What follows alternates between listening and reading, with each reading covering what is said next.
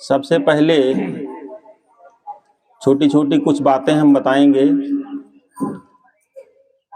हमारा यहाँ केवल उद्देश्य इतना है, ये सत्संग लगाने का गुरु जी का ध्येय जीवों को जगाने निकले हैं।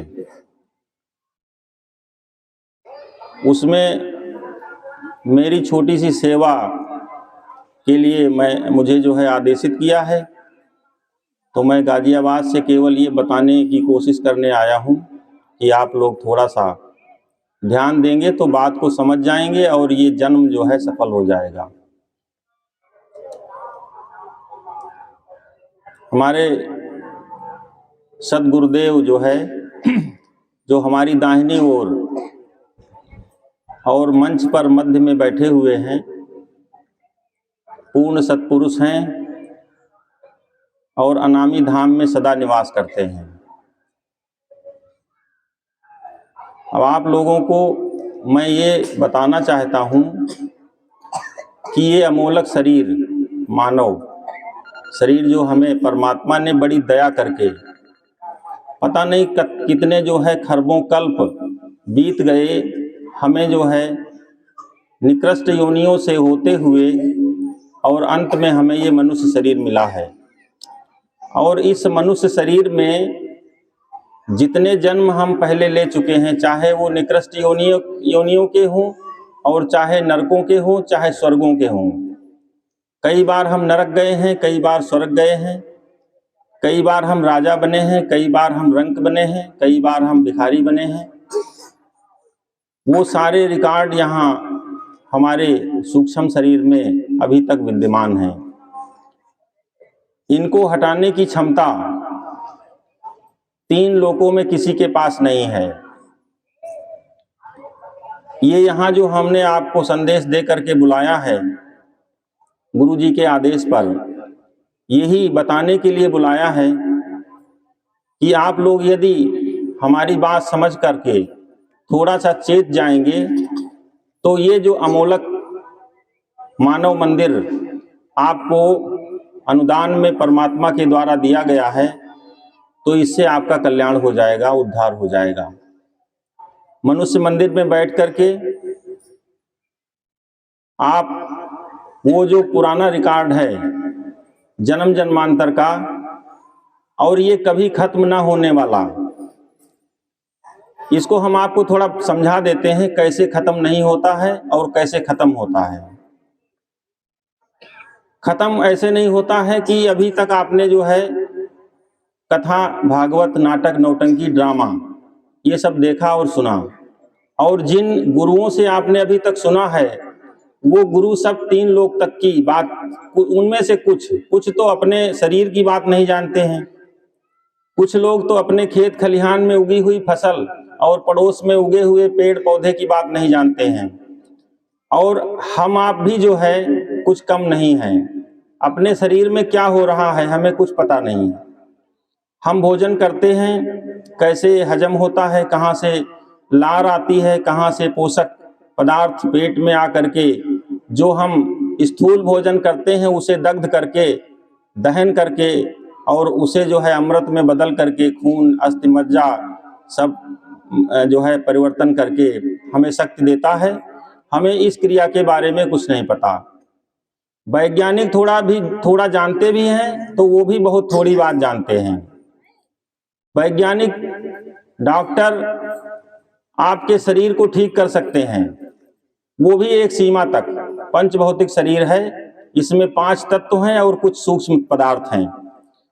उनको डॉक्टरों ने अध्ययन किया है, उनके बारे में वो जानते हैं, लेकिन वो ये नहीं जानते हैं कि आपको कितनी सांसों की पूंजी मिली है। सांसों की पूंजी गिनकर मिलती है, एक परमिट दिया जाता है परमात्मा की तरफ से कि इतनी सांस आपको हम दे रहे हैं, चाहो तो इसमें अपना उद्धार कर लो, जा करके किसी सतगुरु की खोज करो और वो आपको रास्ता बताएगा हमारे धाम जाने का। गीता में कृष्ण से उद्धव ने कहा, जब कृष्ण जाने लगे, जाने का उद्घोष कर दिया उन्होंने, तो उद्धव बड़ा परेशान हो गए, कहा हम अब किसके सहारे रहेंगे, हमें भी अपने साथ ले चलो। तो कृष्ण ने कहा हमारे साथ नहीं जा सकते तुमने कभी बताया ही नहीं कि आप हमारे साथ हमारे धाम को जाना चाहते हैं। अगर ये बताया होता तो हमने जो है तरीका बता दिया होता आपको। हमारे धाम जाने का कोई मार्ग नहीं है, हमारे साथ आप नहीं जा सकते हैं। यदि हमारे धाम जाना है, हमारे पास पहुंचना है, तो किसी संत की खोज करो, किसी सद्गुरु को तलाशो। इसी संसार में मनुष्य शरीर में नर देह धारण करके सत्पुरुष सद्धाम से आते हैं और वो आपको हमारे यहाँ जाने का रास्ता बताते हैं। उसी रास्ते से हम तक आप पहुंच पाएंगे। तो इस मनुष्य शरीर को जो है आप जो मिला है आपको भगवान की तरफ से, ये अनुदान है, ये आपकी कर्म कमाई नहीं है। कर्म कमाई क्यों नहीं है? लिखा है मानस में कि कबहू करि करुणा नर देहि, देत ईस बिनु हेत स्नेही। तो ये करुणा करके आपको अनुदान में दिए, दान में दी हुई वस्तु कमाई नहीं होती है। तो ये आपको भगवान की तरफ से एक अनुदान मिला है, अनमोल मानव शरीर, जिसे जो है आपने अगर चेत गए तो फिर संजो लोगे, और अगर अचेत रह गए, भूल गए, मदमस्त हो गए अभिमान में, अहंकार में, मोह में, तो फिर आप इस मौके को गंवा दोगे और ये दोबारा नहीं मिलता है। इस भूल में मत रहना आप। ये जो है बाबा जय गुरुदेव बहुत बार चिता गए हैं, राधा स्वामी महाराज बहुत बार चिता गए हैं, पंडित श्री राम शर्मा आचार्य हरिद्वार वाले वो बहुत बार चिता गए हैं कि ये कबहू करि करुणा नर देहि, एक बार मिल गया फिर दोबारा नहीं मिलेगा, गांठ बांध लो। बाबा जय गुरुदेव नीमसार में आए थे, मैं वहां उपस्थित था, तो उन्होंने इतनी करुणा कभी कभी संतों में आ जाती है कि जोश जोश में उन्होंने अपनी धोती में गांठ बांध ली, ऐसे कहा देखो गांठ बांध लो, ये आपको ये दोबारा मिलने वाला नहीं है और मरना निश्चित है, मृत्यु निश्चित है। तो सांसों की पूंजी जो आपको गिनी हुई मिली है, इसे आप सचेत हो जाइए, इनका आप उपयोग कर लीजिए और संत की शरण जाइए। हम ये नहीं कहते हमारे पास आइए कि जिन गुरु के बारे में हमने बताया है उन्हीं के पास आइए, आप कहीं जाइए, किसी के पास जाइए, लेकिन पूरा संत होना चाहिए, सद्गुरु होना चाहिए, जिसकी पहुंच, जिसकी यात्रा जो है पूरी हो चुकी है और वो अनामी धाम तक, जिस के बारे में मानस में गोस्वामी जी ने लिखा है, एक अनीह अरूप अनामा अज सच्चिदानंद पर धामा। तो वो अनीह अरूप अनाम अनामी धाम तक जो महात्मा पहुंचा हुआ नहीं है, वो आपको मार्ग दे नहीं पाएगा और स्वयं से ये होता नहीं है। और तीन लोक में विचरण करने वाले जितने योगी, संत, मुनीश्वर, ज्ञानेश्वर, तपस्वी, मनस्वी, ये आपको रास्ता बता नहीं पाएंगे। ये आप बहुत श्रद्धा से सुनिएगा, क्योंकि जो है ये बड़ी करुणा से हमको यहाँ आदेश दिया गया है कि ये सब आप जो है कहने के लिए हमको बुलाया गया है। इसलिए मैं आपको सचेत करता हूँ कि मानस में अगर आपने नहीं पढ़ा है तो फिर पढ़ लीजिएगा।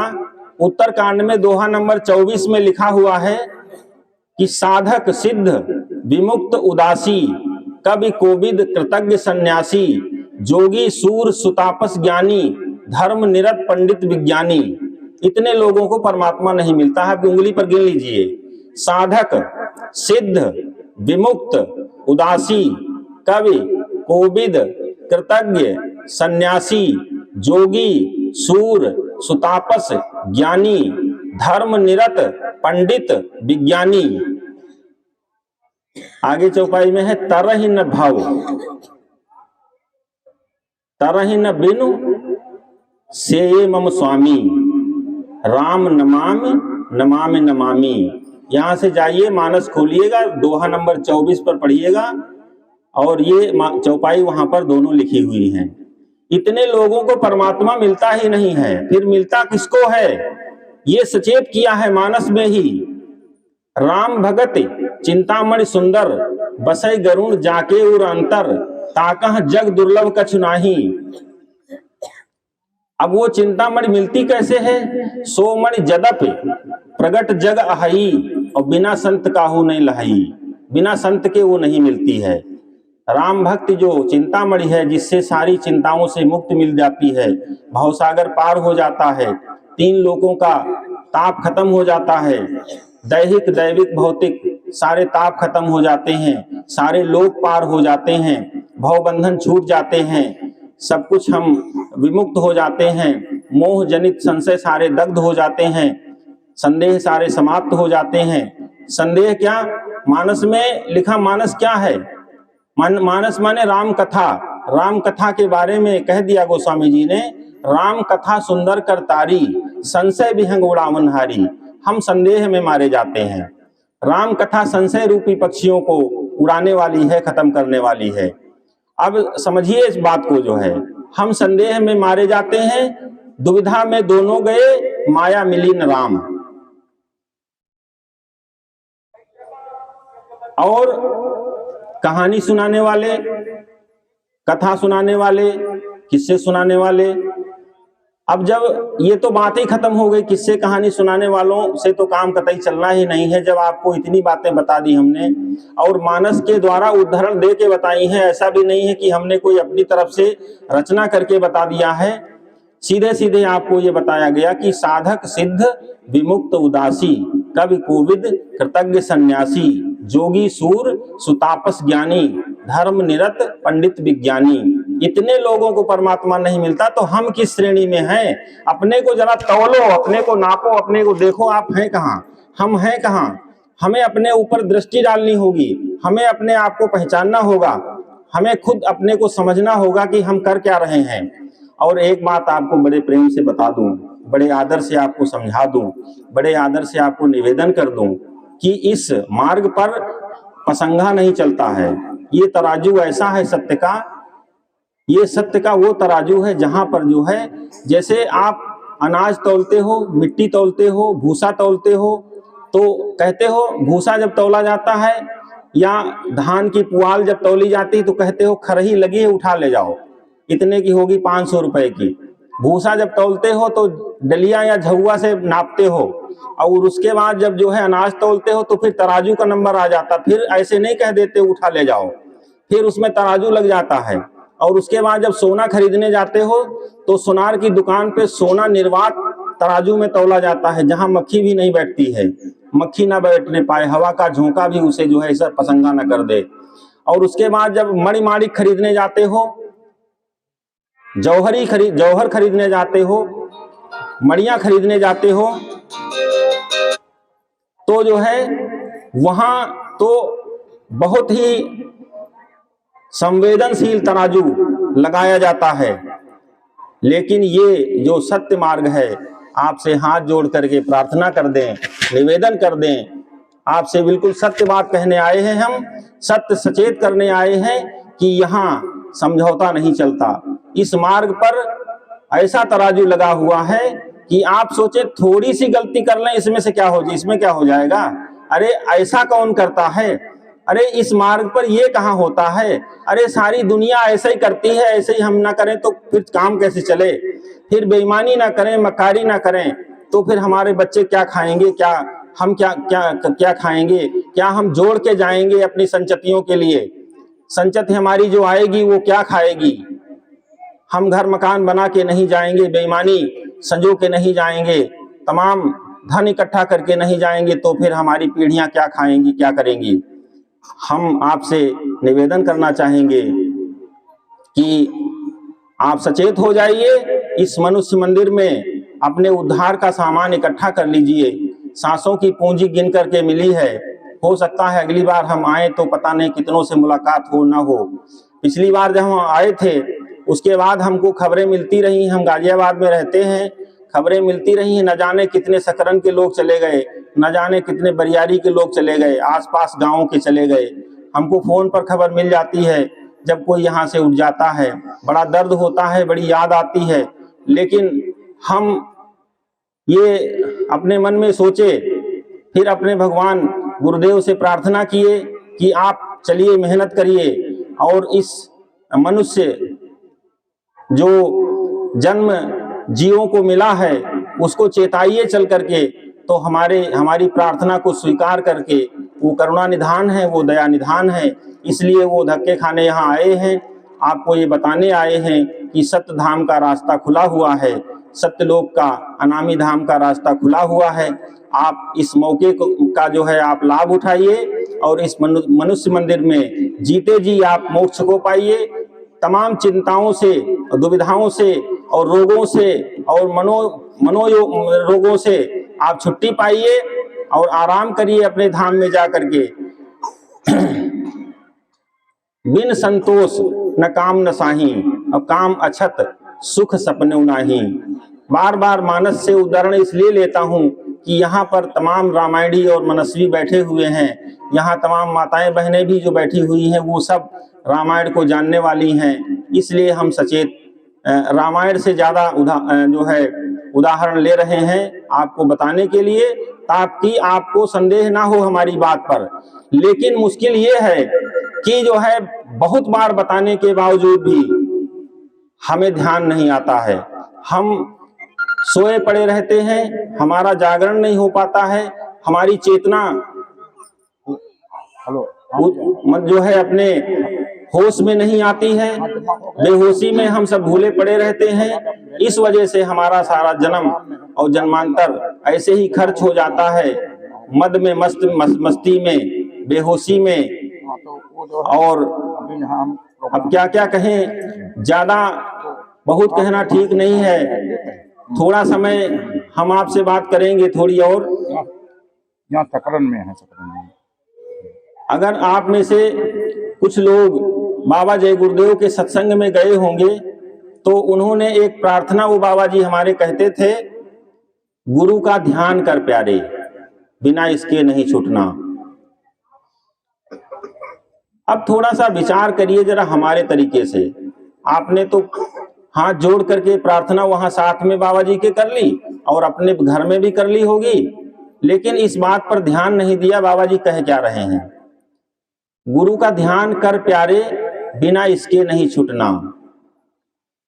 बड़ा बैरी है मन घट में, इसी को जीतना कठिना।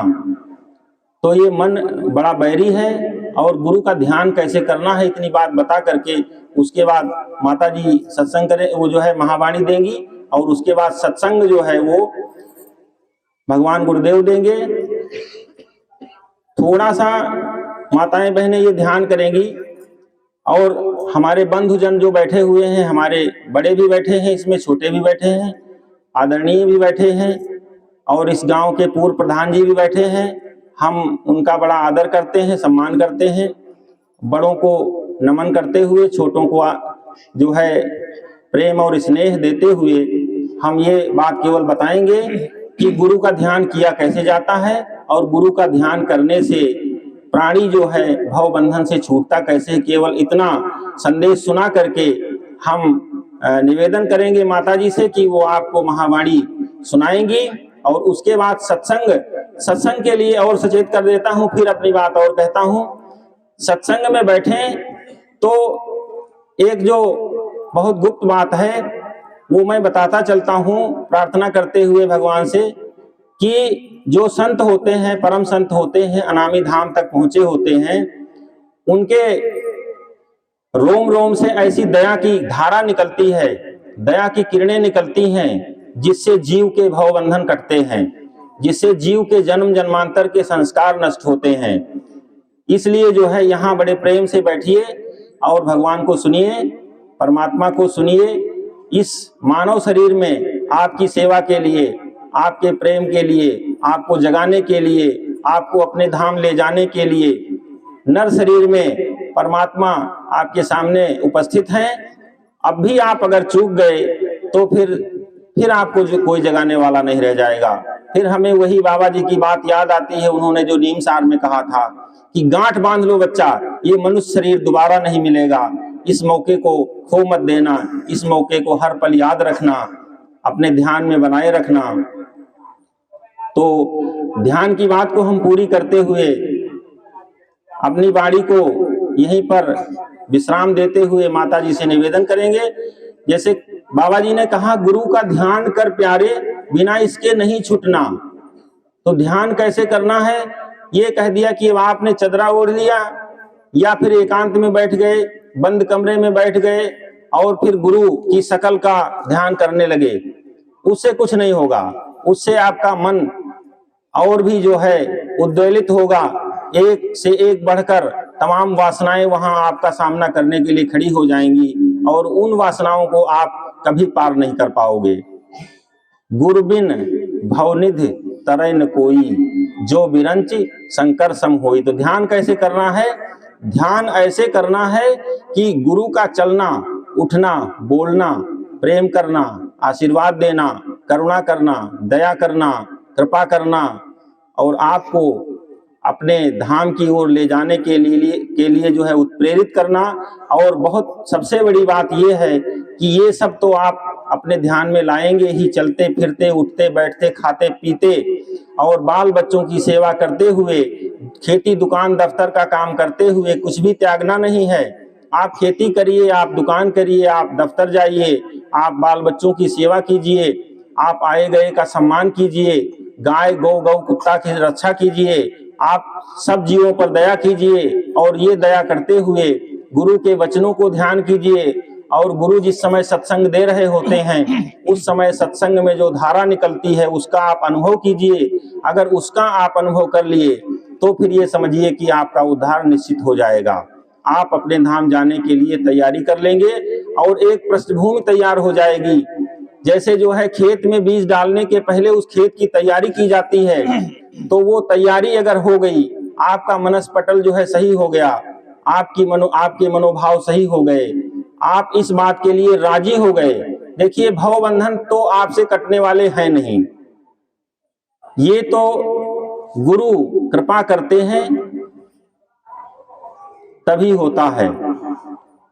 गुरु कृपा करते हैं तभी होता है, संत कृपा करते हैं तभी होता है। सो मणि जदप प्रगट जग आही, बिना संत काहू नहीं लाई। बिना संत के ये मणि नहीं मिलती है। और मणि कौन सी मणि, नाम मणि। नाम मणि हमारे गुरुदेव के द्वारा दी जा रही है, बांटी जा रही है और उसकी तैयारी चल रही है। जो लोग अपने अपने मनोपटल को सही करके शरणागत हो जाएंगे उनको जो है नामदान दिया जाएगा। और नामदान, इससे बड़ा संसार में कोई दान नहीं है। इसलिए नहीं है क्योंकि ये आत्म धन की दौलत है, ये आत्म धन है। आत्म धन से बड़ा कोई धन नहीं होता है। तो ये नामदान जो मिलता है इसको आप ले लीजिए और उसके लिए तैयारी कर लीजिए।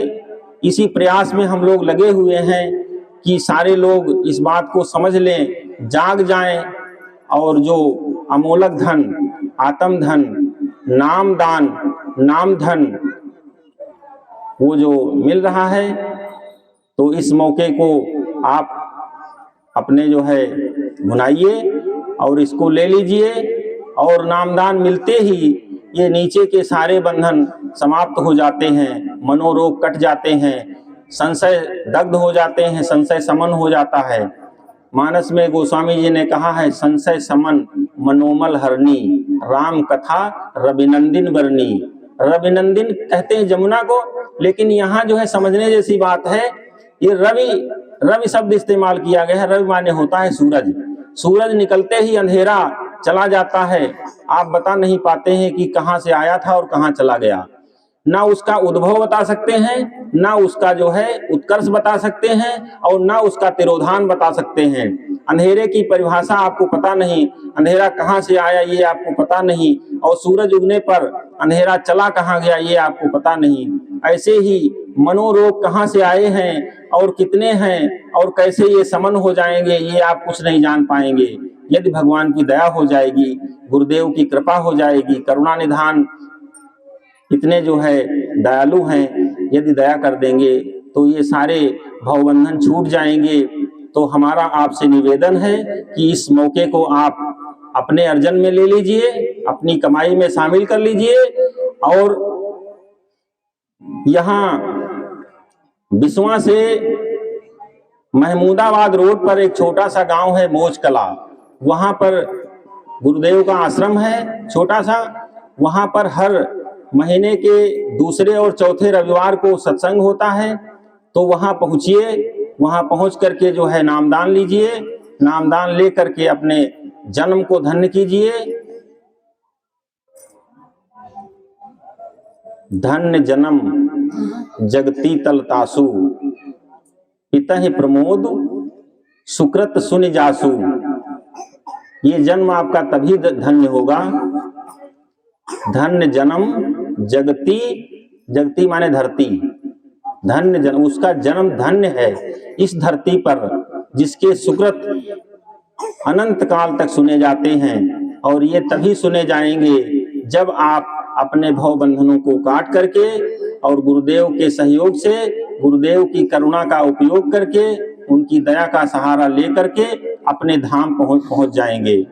बाबा जी बड़े जोश में कहा करते थे, बाबा जय गुरुदेव, कि धाम अपने चलो भाई। बड़ी करुणा होती थी उन वचनों में, बड़े सीधे, बड़े भोले थे बाबा जी। और वो सारा कुछ समेटे हुए हैं हमारे गुरुदेव भगवान। कहते थे धाम अपने चलो भाई, पराये धाम नहीं रहना, काम अपना करो जाई, पराये काम नहीं फंसना। अब इसको केवल लोग इतना समझ लेते हैं कि धाम अपने चलो भाई। बहुत से लोग तो ये समझ लेते हैं अपने घर चलो, यहाँ जो जमीन पर, धरती पर जो छोटा मोटा घर, घास फूस पत्थर जो भी बना है वहां चलो और काम अपना करो, मतलब अपना खेत खलिहान। तो खैर, खेत खलिहान दुकान दफ्तर नहीं छुड़ाया जाता है, कोई कपड़े नहीं बदलाए जाते हैं कि आप जोगिया वस्त्र धारण कर लो, कोई बाल नहीं आपको जो है रखवाए जाते हैं, जटा रखा लो, दाढ़ी रखा लो, कोई किसी चीज का कोई त्याग नहीं कराया जाता है। जो कपड़े अच्छे लगते हैं आपको वो कपड़े पहने, बाल बच्चे जैसे कपड़े अच्छे लगते हैं वैसे पहने, आप भी जो मन करता है वो पहने, जो मन करता है वो खाएं, जहां मन करता है वहां जाएं, जिससे जी करता है उससे मिलें। लेकिन थोड़ा सा एक हम आपको बताना चाहेंगे, थोड़ा परहेज करना होगा। परहेज थोड़ा सा हम बता देते हैं, ये समझ में आ जाएगा सभी को, क्योंकि जानते सभी हैं, मानता कोई नहीं है। अपनी कमाई खाओ, अपनी कमाई खाओ करके, ये बाबा जी भी कहते थे, ये हमारे गुरुदेव भी कहते हैं। अपनी कमाई खाओ, दूसरे का नुकसान ना करो। आप दूसरे की उंगली काटोगे तो कभी न कभी तुम्हारी कटेगी, ये पक्का है, क्योंकि कर्म लौट के आता है।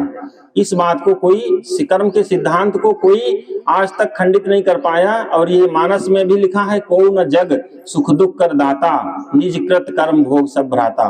तो इसलिए जो है अपनी कमाई खाओ करके, दूसरे का नुकसान न करो। हो सके तो अपनी कमाई से थोड़ा सा परोपकार करो, दूसरे का भला करो, दूसरे के काम आ जाओ, अच्छी बात बता करके, प्रेम से बोल करके, दूसरे को कुछ दे करके, दूसरे की सहायता करके, जैसे भी हो सके आप दूसरे के काम आ जाओ, असहाय का सहारा बन जाओ। तो बस यही कहते हुए हम जो है अपनी बात पूरी करेंगे और आपसे निवेदन करेंगे यही कि धाम अपने चलो भाई। भगवान का सहारा लेकर के, गुरुदेव की कृपा लेकर के धाम अपने चलो भाई।